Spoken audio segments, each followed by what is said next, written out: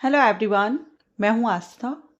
आज के इस वीडियो में हम एडीपीओ या एडीपीपीओ पोस्ट के बारे में जानेंगे।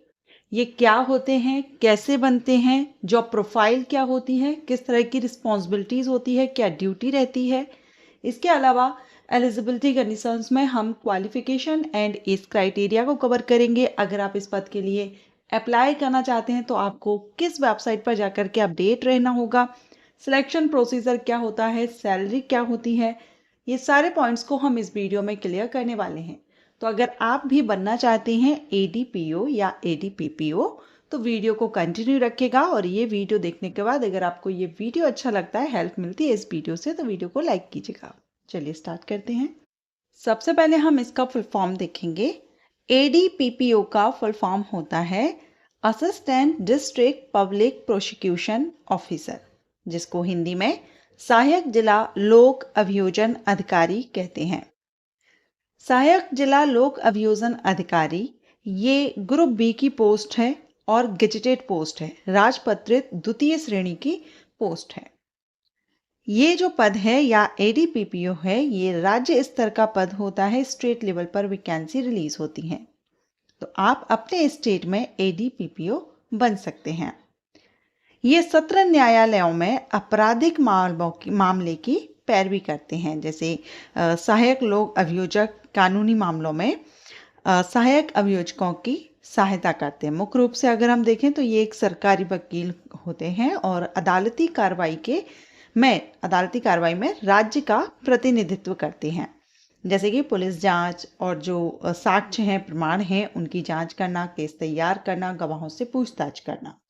अभी हाल ही में मध्य प्रदेश स्टेट में वैकेंसी आई हुई है एडीपीपीओ की, तो ये जिला स्तर पर भी होती है। मीन्स इनका कार्य जो रहता है जिला स्तर और तहसील स्तर पर दंडित मामलों में न्यायिक मजिस्ट्रेट न्यायालयों में राज्य की ओर से लोकहित में पैरवी करते हैं। ठीक है।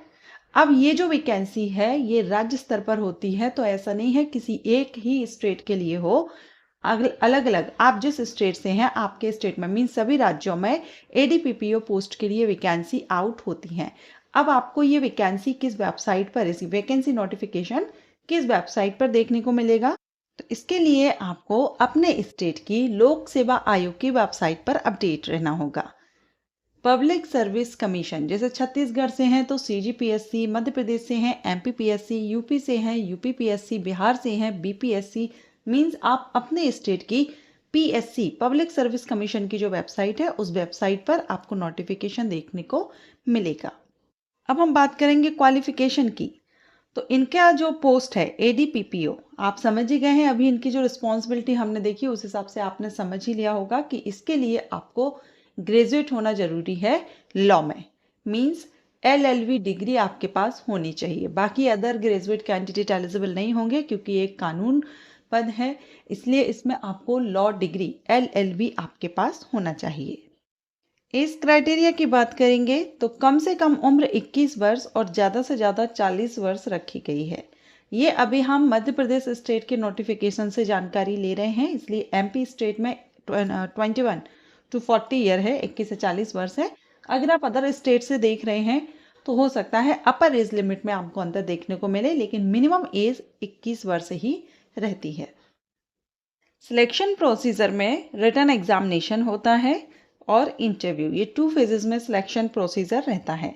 रिटन एग्जामिनेशन में आपने लॉ किया है तो उसी से क्वेश्चंस आपसे किए जाते हैं। ठीक है। एंड इंटरव्यू अलग से, जब आप रिटन एग्जाम क्लियर कर लेंगे तो उसके बाद इंटरव्यू होता है और फाइनल मेरिट तैयार की जाती है। अगर हम बात करें सैलरी की, तो सैलरी यहाँ पर 9,300 से 34,800, ग्रेड पे 4,200 से सैलरी रहती है। और अगर आप एडीपीपीओ बन जाते हैं तो इसमें आगे चल के जब आपका प्रमोशन होता है, आप प्रमोट होते हैं, तो एडीपीपीओ से आप डीपीओ डिस्ट्रिक्ट प्रोसिक्यूशन ऑफिसर बनते हैं। बहुत कम समय में कोशिश की है आपको एडीपीपीओ के बारे में बेसिक सी इंफॉर्मेशन देने की, जानकारी देने की। आप कैसे बन सकते हैं, क्या वर्क रहेगा अगर आप बन जाते हैं, क्या एलिजिबिलिटी क्राइटेरिया है, सिलेक्शन प्रोसीजर, सैलरी, अगर आपको ये इन्फॉर्मेशन अच्छी लगी है तो वीडियो को लाइक कीजिए और कमेंट करके बताइएगा आप किस स्टेट से बिलोंग करते हैं, आप अपने किस राज्य में एडीपीपीओ बनना चाहते हैं।